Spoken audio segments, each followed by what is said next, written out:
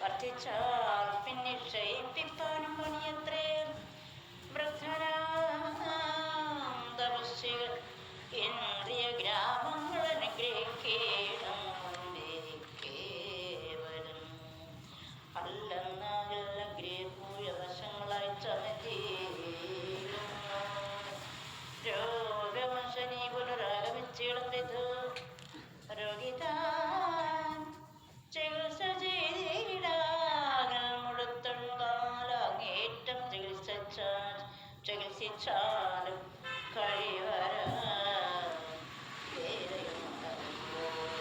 ശത്രുവർദ്ധിച്ചാൽ പിന്നെ ജയിച്ചു കൊള്ളുവാൻ പണിയായവർ എന്നാലപ്പോൾ ക്ഷയിപ്പിപ്പാനും വഴിയെന്തെന്ന് ചിന്തിക്കേണം. നിന്തിരുവടിയതിനേതും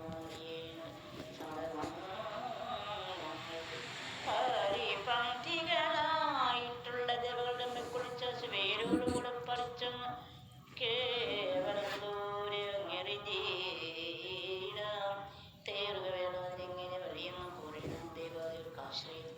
മഹാവിഷ്ണുദാനമനാവൻ എവിടെ തൊന്നല്ലേ ജനിച്ചതും അവൻ ധർമ്മനിഷ്ഠകളോടവാടും ഭൂസുരർ വരെ പൂക്കളെ കൊന്നു നിരന്തരം. ഭൂസുരർക്കല്ല ആശ്രയമാകുന്നതും കർമ്മങ്ങൾക്ക് ആധാരമാകുന്നതും നർമ്മരാജ്യാദി ദ്രവ്യമുണ്ടാകും പശുക്കളാൽ. എന്നാൽ നാം ധരാസുരന്മാരെയും പശുകുലം തന്നെ വധിച്ച് കൊടുക്കേണം മര്യാദ.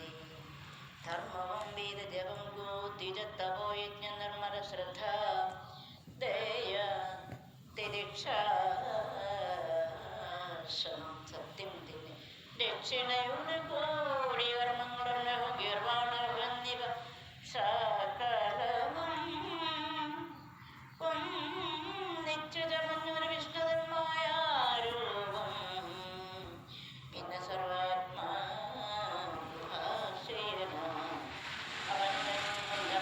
ാദിവിഭൂതന്മാർക്കൊക്കെ മുതലായി തന്മഹാവൃക്ഷഛേദം പേരോടുകൂടെ